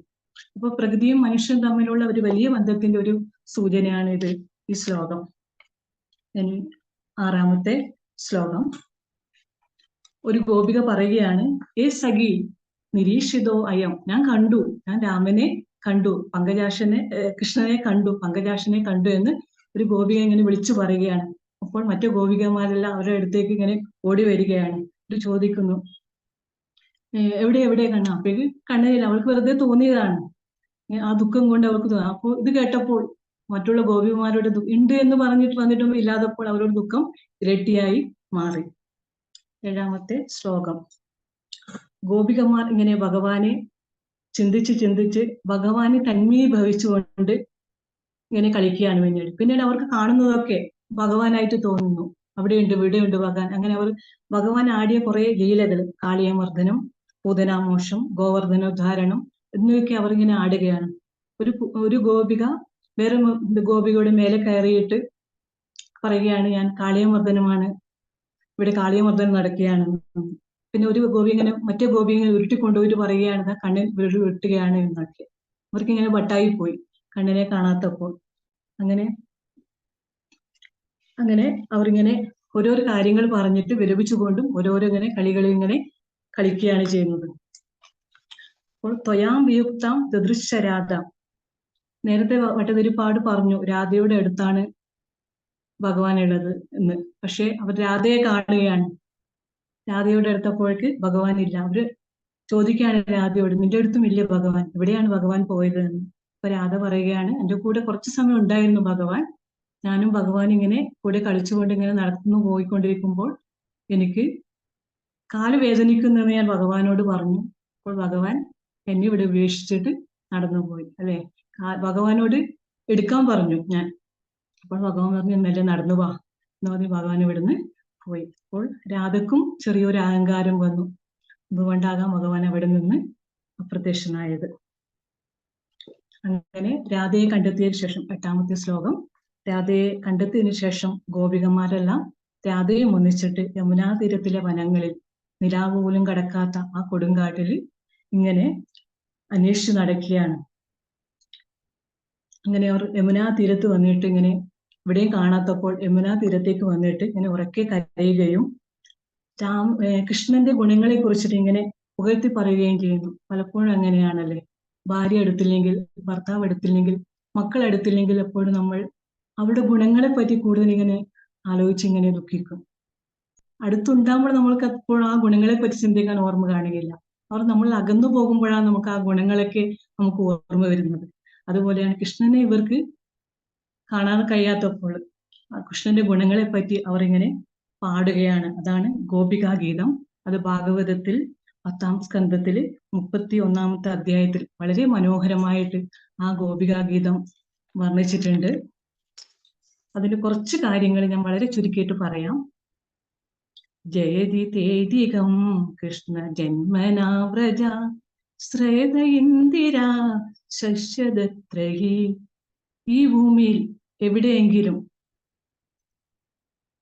അനുഗ്രഹീതമായ ഒരു മണ്ണുണ്ടെങ്കിൽ അത് ശ്രേത ഇന്ദിര വസിക്കുന്ന ഈ വൃന്ദാവനമാണ്. ഇന്ദിര ലക്ഷ്മി ദേവിയാണ്. അപ്പോൾ കണ്ണൻ എവിടെയാണുള്ളത്? അവിടെയാണ് ലക്ഷ്മി ദേവി ഉള്ളത്. കണ്ണൻ അവിടെ നിന്ന് പോയപ്പോൾ ഇവിടെ ലക്ഷ്മിയും പോയി. ഗോപികമ്മ പറയുകയാണ്, ഈ വൃന്ദാവനത്തിലെ എല്ലാവരും അനുഗ്രഹീതരാണ്. അവർ ദുഃഖം എന്തെന്ന് ഇതുവരെ അറിഞ്ഞില്ല. എന്നാണോ നന്ദഗോപരുടെയും യശോദയുടെയും മകനായിട്ട് കണ്ണൻ ഇവിടേക്ക് വന്നത്, ഇവിടെ ജനിച്ചത്, അങ്ങനെയാണ് അവർ വിചാരിച്ചിരുന്നത്. നന്ദഗോപരുടെയും യശോദയുടെയും മകനാണ്. വസുദേവരെ കുറിച്ചോ ദേവിയെ കുറിച്ചിട്ടോ മകനാണ് എന്നുള്ള കാര്യം അവർക്ക് അറിയില്ലായിരുന്നു. അവർ അറിയുന്ന കണ്ണൻ നന്ദഗോപരുടെയും യശോദയുടെയും മകനാണ്. കണ്ണൻ ഇവിടെ വന്നതിന് ശേഷം ഞങ്ങൾ ദുഃഖം എന്തെന്ന് ഞങ്ങൾ അറിഞ്ഞതേയില്ല. ദുഃഖിക്കാൻ നമുക്ക് സമയമുണ്ടായില്ല. ആ കണ്ണനോടുള്ള പ്രേമത്തോടൊപ്പം ആ ദുഃഖം മറന്നുപോയി. അപ്പോൾ പ്രേമം എപ്പോഴും ദുഃഖത്തെ ഇല്ലാതാക്കുന്നു. അങ്ങനെ ഞങ്ങൾ ജന്മജന്മാന്തരങ്ങളായി അങ്ങനെ ചെയ്ത ആ പ്രവൃത്തിയുടെ ആ പുണ്യത്തിന്റെ ഫലമായിട്ടാണ് ഞങ്ങൾക്ക് കണ്ണനെ ഇങ്ങനെ പ്രേമിക്കാൻ കഴിഞ്ഞത്. ഞങ്ങൾ ആനന്ദരാണ്. പക്ഷെ അങ്ങനെയുള്ള കണ്ണൻ ഞങ്ങളെ വിട്ടിട്ട് എവിടെയോ മറഞ്ഞുപോയി. കണ്ണനെ കാണാതെ ഞങ്ങൾക്കിനി ജീവിക്കാൻ സാധ്യമല്ല. ഞങ്ങളുടെ അന്തരാത്മാവാണ് കണ്ണൻ എന്നൊക്കെ പറഞ്ഞവരിങ്ങനെ വിലപിക്കുകയാണ്. ഭഗവാനിൽ ഒരു വലിയൊരു പൂർണ്ണ സമർപ്പണമാണ് ഇവരെ അർപ്പിക്കുന്നത്. പക്ഷെ ഭട്ടതിരിപ്പാട് ഇവിടെ ഒരു ശ്ലോകത്തിൽ ഒരു വരിയിൽ അത് ഇങ്ങനെ തീർക്കുകയാണ്. ദൃശ്യം വിലയിപ്പൂച്ച് ജഗുർഗുണാസ്തെ. വളരെയധികം ദുഃഖത്തോടു കൂടി അവരെല്ലാം മറന്ന് അവരെ മക്കളെയും കുടുംബത്തെയും വീട്ടുകാരെയും ഭർത്താവിനെയും എല്ലാം മറന്നിട്ട് ഭഗവാനിൽ ഒരു ആത്മസമർപ്പണം നടത്തുകയാണ്. അപ്പോൾ അവര് ഹൃദയത്തിൽ നിന്ന് വരുന്ന ആ ഗീതമാണ് ഗോപിക ഗീതം. അങ്ങനെ അവർ ആ ഗോപിക ഗീതം ആലപിച്ചപ്പോൾ കണ്ണൻ അവരുടെ ഇടയിലേക്ക് വരുമെന്നാണ് അവരുടെ വിശ്വാസം. നോക്കാം 9ാമത്തെ ശ്ലോകം. ഐ കരുണൈക സിന്ധു, അല്ലയോ കരുണാസാഗരനായ ഭഗവാനെ, ത്വയം ജഗത്രൈ മോഹന മോഹനാത്മ. ഈ 3 ലോകത്തെയും മയക്കുന്ന കാമദേവനേക്കാളും സുന്ദരനായ, കാമദേവൻ ദൈവസുന്ദരനാണ്, ആ കാമദേവനേക്കാളും സുന്ദരനായ സുന്ദര സ്വരൂപനായ മന്ദഹാസം തൂകിക്കൊണ്ട് ഗോപികമാരുടെ മുന്നിൽ അദ്ദേഹം പ്രത്യക്ഷനായി, ഭഗവാൻ പ്രത്യക്ഷനായി. അപ്പോൾ അവർ ഹൃദയം തൊന്ന് കരഞ്ഞപ്പോഴാണ് ഭഗവാൻ അവിടെ പ്രത്യക്ഷനായത്. അവരെ തന്നെ മറന്നുകൊണ്ട് അവർ ആ ഗീതം ആലപിച്ചപ്പോൾ ഭഗവാൻ അവരുടെ മുന്നിലേക്ക് വന്നു. ഭഗവാൻ പ്രത്യക്ഷമായപ്പോൾ അവരുടെ ദുഃഖമെല്ലാം മറഞ്ഞുപോയി. അവർ അത്യധികം സന്തോഷിച്ചു. അവർ ആ സന്തോഷം കൊണ്ട് അവർ പറഞ്ഞറിയിക്കാൻ വിധത്തിൽ ആയി. അവർ എന്തെല്ലോ കാട്ടിക്കൊടുകയാണ് പിന്നെ ഭഗവാനെ കണ്ടപ്പോൾ ആ സന്തോഷത്തിൽ. അങ്ങനെ വന്നപ്പോൾ ആ ഗോപികമാര് ഭഗവാനോട് ചോദിക്കുകയാണ്, എന്തുകൊണ്ടാണ് ഞങ്ങൾ എന്ത് പാപമാണ് ചെയ്തത് ഞങ്ങളെ വിട്ടുപോകാൻ? അങ്ങ് എന്തിനാണ് ഞങ്ങളെ വിട്ടുപോയത്? ഞങ്ങളിൽ നിന്ന് മറഞ്ഞത് എന്തിനാണ്? ഞങ്ങളെ ഉപേക്ഷിച്ചു പോകാൻ എന്താണ് കാരണം? അപ്പോൾ കൃഷ്ണൻ പറയുകയാണ്, ഞാൻ എവിടെയും പോയില്ല, ഞാൻ ഈ വൃന്ദാവനത്തിൽ തന്നെ ഉണ്ടായിരുന്നു, ഞാൻ എവിടേക്കും പോയില്ല, നിങ്ങളുടെ കൂടെ തന്നെ ഉണ്ടായിരുന്നു. പക്ഷെ നിങ്ങൾക്ക് എന്നെ കാണാൻ കഴിഞ്ഞില്ല, ഞാൻ നിങ്ങളെ കാണുന്നുണ്ടായിരുന്നു. പക്ഷെ കാരണം എന്തെന്ന് വെച്ചാൽ നിങ്ങളുടെ മനസ്സിൽ നിങ്ങളെക്കുറിച്ചുള്ള ചിന്ത വന്നപ്പോൾ, നിങ്ങളുടെ സൗന്ദര്യത്തിലും കഴിവിലും മാത്രം ശ്രദ്ധ തിരിച്ചപ്പോൾ നിങ്ങൾക്ക് ഞാൻ അന്യനായി. പിന്നീട് നിങ്ങളുടെ ആ അഹങ്കാരം മാറിയപ്പോൾ, നിങ്ങളുടെ ആ വ്യക്തിത്വവും കുടുംബവും കുട്ടികളും എല്ലാം മറന്ന് എൻ്റെ നാമം ഉച്ചരിച്ചപ്പോൾ ഞാൻ പ്രത്യക്ഷനായി. അപ്പോൾ നാമസ്മരണയിൽ ഭഗവാൻ നമ്മുടെ കൂടെ ഉണ്ടാകും, അല്ലെ? ഭഗവാന്റെ നാമം വിട്ട് നമ്മുടെ നാമം ഉച്ചരിക്കുമ്പോൾ ഭഗവാൻ നമ്മളിൽ നിന്ന് അകന്നു പോകുന്നു. അപ്പൊ നാമസ്മരണയിലാണ് ഭക്തി. അതാണ് ഭഗവാൻ പറയുന്നത്. അപ്പോൾ നമുക്ക് പലപ്പോഴും തോന്നുന്നുണ്ട്, അല്ലെ, ഈ രാസലീലയിലൂടെ ഭഗവാൻ എന്താണ് നമുക്ക് മനസ്സിലാക്കി തരുന്നത്? ഭഗവാന് വേറെ പണിയില്ലേ? അല്ലെ, ഇതിനു വേണ്ടിയാണോ കൃഷ്ണാവതാരം? ഈ ഗോപികന്മാരോടൊത്ത് ഇങ്ങനെ ആടിപ്പാടി രസിക്കാനാണോ കൃഷ്ണാവതാരം? എന്നൊക്കെ നമുക്ക് ഒരു തെറ്റിദ്ധരിക്കപ്പെട്ട ഒരുപാട് തെറ്റിദ്ധാരണകളുള്ള ഒരു കഥാപുരുഷനാണ് കൃഷ്ണൻ, അല്ലെ? ഒരിക്കൽ കൃഷ്ണന്റെ ആദ്യ വിവാഹം നമുക്കറിയാം, രുക്മിണിക്ക് ഭയങ്കര ഇഷ്ടമായിരുന്നു കൃഷ്ണനെ. അപ്പോൾ രുക്മിണി ഇഷ്ടം കണ്ടപ്പോൾ കൃഷ്ണനെ മാത്രമേ ഞാൻ വിവാഹം ചെയ്യുള്ളൂ എന്ന് പറയുമ്പോൾ രുക്മിണിയുടെ സഹോദരൻ രുക്മിണി പറയുകയാണ്, നീ എന്തിനാണ് ആ ഗോപസ്ത്രീകളുമായി ഒന്നിച്ച് ആടിപ്പാടി നടന്നവനെ വിവാഹം കഴിക്കുന്നത്? നാളെ 2-3 ആൾക്കാർ എന്നോട് ആരാണ് അളിയൻ എന്ന് ചോദിക്കുമ്പോൾ നമുക്ക് പറയാൻ നാണുമുണ്ട് കൃഷ്ണൻ എന്ന്. അങ്ങനെയാണ് പലരും കൃഷ്ണനെ തെറ്റിദ്ധരിച്ചിരിക്കുന്നത്. പലപ്പോഴും നമ്മളും ചില നിരീശ്വരവാദികൾ നമ്മളോടും ചോദിക്കാം, ഇതൊക്കെയാണോ കൃഷ്ണൻ? ഒരുപാട് കള്ളത്തരങ്ങൾ, ഒരുപാട് ഇതൊക്കെ ചെയ്ത ആ കൃഷ്ണനെ അങ്ങനെയുള്ള കൃഷ്ണനെയാണോ നിങ്ങൾ ആരാധിക്കുന്നത് ചോദിക്കുമ്പോൾ നമ്മൾക്കും ഒരു വ്യക്തമായ ഉത്തരം കൊടുക്കാൻ പലപ്പോഴും സാധിക്കാറില്ല, അല്ലെ? നമ്മളും ഇങ്ങനെ ബബബയായി പോകാറുണ്ട്. മറ്റുള്ള അവതാരങ്ങളിൽ നിന്ന് കൃഷ്ണനെ വ്യത്യസ്തനാക്കുന്നതും ഇതൊക്കെ തന്നെയാണ്, കൃഷ്ണന്റെ പ്രവൃത്തി തന്നെയാണ്. കൃഷ്ണൻ എന്ന് പറഞ്ഞാൽ ആകർഷണം എന്നാണ് അർത്ഥം. കൃഷ്ണനെ കൃഷ്ണനാക്കിയതും ആ ആകർഷണം തന്നെയാണ്. നമുക്കറിയാം, കാട്ടിൽ വനവാസത്തിന് പോയ രാമന്റെ അടുത്ത് ശൂർപ്പണഖ ഒരു സുന്ദരിയായ സ്ത്രീയുടെ വേഷത്തിൽ വന്നിട്ട് രാമനോട് പറയുകയാണ്, ഐ ലവ് യു രാമ. അപ്പൊ രാമൻ പറയാണ്, sorry madam, I am already married. ഞാൻ വിവാഹിതനാണ്, അല്ലെ?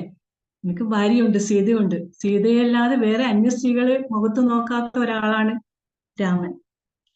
അങ്ങനെ പറഞ്ഞപ്പോൾ ശൂർപ്പണഖ വീണ്ടും ആവശ്യപ്പെടുകയാണ് വിവാഹ അഭ്യർത്ഥന. പക്ഷെ അതൊക്കെ രാമൻ നിരസിക്കുകയാണ്. രാമൻ പറഞ്ഞു, സീതയല്ലാതെ ഞാൻ വേറെ ആരെയും ഇനി വിവാഹം കഴിക്കില്ല. രാജാക്കന്മാർക്ക് ഒരുപാട് വിവാഹങ്ങൾ പറഞ്ഞതാണ്, 1, 2, 3 എത്രയോ അവർക്ക് കഴിക്കണം, അതിനൊരു പരിധിയില്ല. പക്ഷെ നല്ലൊരു സുന്ദരിയായ സ്ത്രീയുടെ അഭ്യർത്ഥന കേട്ടിട്ടും ആ നിരസിക്കുകയാണ് രാമൻ അവിടെ ചെയ്തത്. അല്ലെ, മര്യാദ പുരുഷോത്തമനാണ് രാമൻ, പക്ഷെ കൃഷ്ണനാണെങ്കിൽ വലിയ മര്യാദയൊന്നുമില്ലാത്ത ഒരാളുമാണ്. അപ്പോൾ കൃഷ്ണനോടാണ് ശൂർപ്പണഖ അന്ന് ചോദിച്ചതെങ്കിലോ കൃഷ്ണൻ പറയും ഓക്കെ മേഡം എന്ന് പറയും. അല്ലെ, കൃഷ്ണന് വാന്യ സ്ത്രീ ആയാലോ രാക്ഷസ സ്ത്രീ ആയാലോ ഒരു പ്രശ്നവുമില്ല. അങ്ങനെ ശൂർപ്പണയെ വിവാഹം കഴിച്ചിട്ട് രാവണനുമായിട്ട് എതിരാൻ കൃഷ്ണൻ അത് എളുപ്പമായിരുന്നു, രാവണനെ വധിക്കാൻ വേണ്ടിയിട്ട്. അങ്ങനെയുള്ള ചില കള്ളത്തരങ്ങളും ഒക്കെ ചെയ്ത ഒരു വ്യക്തിയാണ് കൃഷ്ണൻ. അതുകൊണ്ടാണ് കൃഷ്ണനെ നമ്മൾ കൂടുതൽ ഇഷ്ടപ്പെടുന്നത്. അല്ലെ, കൃഷ്ണൻ പറഞ്ഞു, അല്ലെ, യുദ്ധസമയത്ത് കൃഷ്ണൻ പറയുന്നുണ്ട്, മഹാഭാരത യുദ്ധസമയത്ത് ശകുനി കൃഷ്ണനോട് പറയുകയാണ്, ഈ യുദ്ധത്തിൽ ഏറ്റവും കൂടുതൽ ധർമ്മയുദ്ധം എന്ന് അങ്ങ് പറയുന്നുണ്ടല്ലോ വാസുദേവ, ഈ യുദ്ധത്തിൽ ഏറ്റവും കൂടുതൽ അധർമ്മം ചെയ്യുന്നത് അങ്ങാണ്, ഏറ്റവും കൂടുതൽ കളവ് പറയുന്നതും അങ്ങായിരിക്കും എന്ന് പറയുമ്പോൾ കൃഷ്ണൻ പറയുകയാണ്, ശരിയാണ്, ഞാൻ പറയും, ഇതിൽ ഞാൻ അസത്യം പറയും, അത് സത്യത്തെ രക്ഷിക്കാൻ വേണ്ടിയിട്ടാണ്, അധർമ്മം ചെയ്യും, അത് ധർമ്മത്തെ രക്ഷിക്കാൻ വേണ്ടിയിട്ടാണ്. പക്ഷെ സ്വന്തം ആദർശങ്ങളിൽ ഉറച്ചു നിന്ന ആളായിരുന്നു രാമൻ. പക്ഷെ കൃഷ്ണൻ അങ്ങനെയായിരുന്നില്ല. എന്തിനായാലും കാര്യസാധനത്തിൽ ചില കളവുകളും അധർമ്മങ്ങളും ഒക്കെ പാലിക്കാമെന്ന് കൃഷ്ണന് ഉണ്ടായിരുന്നു. കൃഷ്ണന് എന്തും തുറന്നു പറയാൻ പറ്റുന്ന ഒരു വ്യക്തിയായിരുന്നു കൃഷ്ണനോടല്ലേ. കൃഷ്ണനോട് എന്തും പറയാം. മറ്റു വേറെ ആളെ അവതാരമൂർത്തികളെക്കാളും കൃഷ്ണനെ വിസ്തരിക്കുന്നതും അത് തന്നെയാണ്. അങ്ങനെ ഇപ്പോൾ ഇവിടെ എല്ലാ ഇതുകൊണ്ട് നമുക്ക് നമ്മുടെ ജീവിതത്തെ ഒരു രാസലീലയാക്കി മാറ്റാൻ കഴിയും. ഈ രാസലീലയിലൂടെ നമുക്ക് കാണുന്നത് അതാണ്. പ്രേമത്തിന് മുമ്പിൽ എല്ലാം സമർപ്പിച്ചുകൊണ്ട്, അല്ലെ, രസം എന്ന് പറഞ്ഞാൽ നമുക്കറിയാം, രസം എന്ന് പറഞ്ഞാൽ രസിപ്പിക്കുക, അല്ലെ, മറ്റുള്ളവരിൽ നിന്ന് കിട്ടുമ്പോഴാണ് നമുക്കത് രസം ഉണ്ടാകുന്നത്. അതായത് ഒരു സിനിമ കണ്ടപ്പോൾ നമുക്ക് പറയാം നല്ല രസമുണ്ട് കാണാൻ, അത് നമുക്കൊരു സുഖം കിട്ടുമ്പോഴാണ് നമുക്കത് എപ്പോഴും രസം ഉണ്ടാകുന്നത്. അതുപോലെ തന്നെ മറ്റുള്ളവരിൽ നിന്ന് കിട്ടുമ്പോഴും നമ്മൾ അവർക്ക് കൊടുക്കുമ്പോഴുമാണ് ആ രസം വരുന്നത്. രസം എന്ന് പറയുന്നത് ഒരു പങ്കുവയ്ക്കലാണ്, ഷെയറിങ് ആണ് രസം. അപ്പൊ അതിനെന്ത് വേണം? നല്ലൊരു കൂട്ടായ്മ വേണം, സേവനം വേണം, സഹകരണം വേണം. അപ്പൊ നമ്മൾ അഹന്തയെ വേണം. ഇപ്പൊ നമ്മൾ കണ്ടുവിടെ നാരായണീയം വായിച്ചപ്പോൾ സിന്ധു ഒക്കെയാണ് അതിന്റെ ചാൻഡിങ് ഗൈഡൻസ് നൽകിയത്. സിന്ധു ഒക്കെയെക്കാളും പ്രായം കൊണ്ടും അനുഭവം കൊണ്ടും സ്ഥാനമാനങ്ങൾ കൊണ്ടും ഒരുപാട് മേലെയുള്ളവരാണ് അതൊക്കെ ഏറ്റു ചൊല്ലിയത്. പക്ഷെ അവരൊക്കെ വന്ന് അവരുടെ ആ സ്ഥാനമാനങ്ങളൊന്നും നോക്കാതെ, അല്ലെ, ആ നാരായണീയ ആ പരിപാടിയെ വളരെ മനോഹരമാക്കണം, നമ്മൾ കേൾപ്പിച്ച കാര്യങ്ങൾ വളരെ മനോഹരമാക്കണം എന്നായിരുന്നു അവരുടെ വിചാരം. ആ വ്യക്തിത്വത്തെ അവരുടെ വ്യക്തിത്വത്തിൽ അവർ ഉറച്ചു നിന്നിരുന്നെങ്കിൽ നമുക്കിത് രസിക്കാൻ കഴിയില്ലായിരുന്നു, അല്ലേ. അതുപോലെ നമുക്ക് ഭക്തി എന്നത് ഭഗവാൻ രാസലീലയിലൂടെ കാണിച്ചു തരികയാണ്. ഭക്തി പറഞ്ഞാൽ ഒരിടത്ത് ജപിച്ചിരിക്കുന്നതോ ചന്ദന കുറിയിട്ട് ഇരിക്കുന്നതോ ഒന്നും തന്നെയില്ല. ഭക്തി എന്ന് പറയുന്നത് എല്ലാറ്റിലും കൂടെ മൂവ് ചെയ്യുമ്പോഴാണ് ഭക്തി ഉണ്ടാകുന്നത്. നമ്മളെ തന്നെ നമുക്ക് മറക്കാൻ സാധിക്കും. അത് നമുക്ക് എല്ലാവർക്കും ഒരു അനുഭൂതി ഉണ്ടാക്കും. All life is heaven. നമ്മുടെ ജീവിതം നമുക്ക് ഇവിടെ തന്നെ സ്വർഗമാക്കാം. അപ്പോൾ എത്ര കണ്ട് വ്യക്തിത്വം നമ്മൾ മറക്കുന്നുവോ അത്ര കണ്ട് ആത്മീയമായും അതുപോലെ തന്നെ ഭൗതികമായി നമുക്ക് ഉയരുവാൻ സാധിക്കും. 10ാമത്തെ ശ്ലോകത്തിലൂടെ വീണ്ടും ഭട്ടതിരിപ്പാട് പറയുകയാണ്, അങ്ങനെ ഗോപികമാരുടെ ഇടയിലേക്ക് വീണ്ടും പ്രത്യക്ഷനായ ഭഗവാനെ എൻ്റെ പാദരോഗവും അങ്ങ് മാറ്റിയാലും. ഭട്ടതിരിപ്പാടുടെ പ്രാർത്ഥനയാണിത്. അദ്ദേഹം 67ാമത്തെ അപ്ലിക്കേഷൻ കൊടുക്കുകയാണ് ഭഗവാന്. അതായത് 100 തികക്കാൻ വേണ്ടിയിട്ട് ഭഗവാൻ കാത്തിരിക്കുകയുമാണ്. ഇങ്ങനെ ഗോപികമാരുടെ ഗോപികമാരുടെ മുന്നിൽ വീണ്ടും പ്രത്യക്ഷനായ ആ ഭഗവാനെ നമിച്ചുകൊണ്ട് ഭട്ടതിരിപ്പാട് ഈ ഒരു അധ്യായം ഇവിടെ ഉപസംഹരിക്കുകയാണ്. എല്ലാവർക്കും നന്ദി, നമസ്കാരം. അടുത്തത് സമർപ്പണ ശ്ലോകമാണ്. ഹരി ഓം രാജേശ്വരി. ഹരി ഓം. സമർപ്പണ ശ്ലോകം. കായേന വാച മനസേന്ദ്രിയൈർവാ ബുദ്ധ്യാത്മനാ വാ പ്രകൃതേ സ്വഭാവാത് കരോമി യത് സകലം പരസ്മൈ നാരായണായേതി സമർപ്പയാമി. ഓം ശ്രീനാരായണായേതി സമർപ്പയാമി. സർവം ശ്രീനാരായണായേതി സമർപ്പയാമി. ഹരി ഓം. ഹരി ഓം. അങ്ങനെ ഇന്നത്തെ നാരായണീയ പഠനം ഇവിടെ അവസാനിക്കുകയാണ്. പക്ഷെ പഠനം മാത്രമേ അവസാനിച്ചിട്ടുള്ളൂ. നമ്മുടെ പഠനയാത്ര ഇനിയിപ്പോൾ തുടരാൻ പോവുകയാണ്. ഇനി കാസർഗോഡ് നിന്ന് അടുത്ത ആഴ്ച കണ്ണൂരിലേക്ക് എത്താൻ പോവാണ് നാരായണീയത്തിന്റെ പഠനം. അപ്പോൾ ഇന്നത്തെ പഠനത്തിന് ഈ പഠനം ഒരുക്കി തന്ന എല്ലാ ആൾക്കാർക്കും നന്ദി പറയേണ്ടത് ഒരു ആവശ്യമായി വന്നിരിക്കുകയാണ്. സമയം അതിക്രമിച്ചുകൊണ്ട് ഞാൻ നീട്ടി പറയുന്നില്ല. നമ്മുടെ നാരായണീയ പഠനം നമ്മുടെ ഷെഡ്യൂളിൽ അല്ലെങ്കിൽ NYSCയുടെ ഷെഡ്യൂളിൽ ഉൾപ്പെടുത്താൻ സമ്മതം തന്ന ഗോപണ്ണനെ, മുഖ്യ ശിക്ഷക ഗോപണ്ണന് ഞാൻ നന്ദി പറയുന്നു. സമിതിയുടെ പേരിലും എന്റെ സ്വന്തം പേരിലും നന്ദി പറയുന്നു.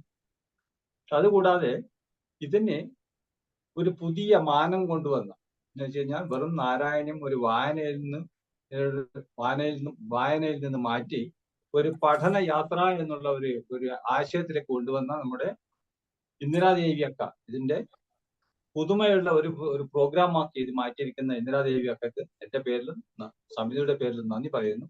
പക്ഷെ ഇതിനെല്ലാം പുറമെ ഇതിനെ മനോഹരമായി എക്സിക്യൂട്ട് ചെയ്ത നടത്തി തന്ന നമ്മുടെ സിന്ധു പ്രമോദ് അക്കയ്ക്ക് സമിതിയുടെ പേരിലും എന്റെ പേരിലും നന്ദി പറയുന്നു. കൂടാതെ ഇന്ന് ഈ 10 ശ്ലോകങ്ങളും ഇവിടെ അവതരിപ്പിച്ച ഈ എല്ലാ കാസർഗോഡുകാരായ എല്ലാ യോഗബന്ധുസിനോടും അതുപോലെ ധ്യാന ശ്ലോകം ചൊല്ലിയ കുട്ടികളോടും വളരെ മനോഹരമായ ധ്യാന ശ്ലോകം ചൊല്ലിയവരോടും പിന്നെ വളരെ മനോഹരമായി ഇതിന്റെ ആശയം അല്ലെങ്കിൽ അർത്ഥവും അന്തരാർത്ഥവും അന്തസത്ത കളയാതെ വളരെ മനോഹരമായി നമുക്ക് പറഞ്ഞു തന്ന പ്രീജിതാക്കേക്കും 10 ശ്ലോകങ്ങളുടെയും സാരാംശം പറഞ്ഞു തന്ന പ്രീജിതാക്കേക്കും എന്റെ പേരിലും സമിതിയുടെ പേരിലും നന്ദി പറയുന്നു. പിന്നെ ഇതിനെ റെക്കോർഡ് ചെയ്ത് യൂട്യൂബിൽ കയറ്റാൻ നമ്മളെ എന്നും സഹായിച്ചുകൊണ്ടിരിക്കുന്ന ടെക്നിക്കൽ എക്സ്പേർട്ട് ആയിട്ടുള്ള സുനയന അക്കയ്ക്കും ഞാൻ നന്ദി പറയുന്നു. പിന്നെ ഈ 10 ശ്ലോകങ്ങളും അതിന്റെ അർത്ഥവും ബാക്കി കാര്യങ്ങളൊക്കെ കേൾക്കാൻ ഇന്നിവിടെ എത്തിയിരിക്കുന്ന ശ്രോതാക്കൾക്ക് സമിതിയുടെ പേരിലും എന്റെ പേരിലും ഞാൻ നന്ദി പറയുന്നു. ഇനി ഇതോടുകൂടി നമുക്ക് ഈ പ്രോഗ്രാം ഇവിടെ കഴിയാണ്. ലോക കല്യാണ മന്ത്രം ചൊല്ലി നമുക്ക് ഇന്നത്തെ പ്രോഗ്രാം ഇവിടെ അവസാനിപ്പിക്കാം. സമയം അതിക്രമിച്ചു. എല്ലാവരും നിവർന്ന് ഇരുന്ന് കൈകൂപ്പാം. ഓം സർവേ ഭവന്തു സുഖിനഃ സർവേ സന്തു നിരാമയാ സർവേ ഭദ്രാണി പശ്യന്തു മാ കശ്ചിത് ദുഃഖഭാഗ് ഭവേത്. ഹരി ഓം.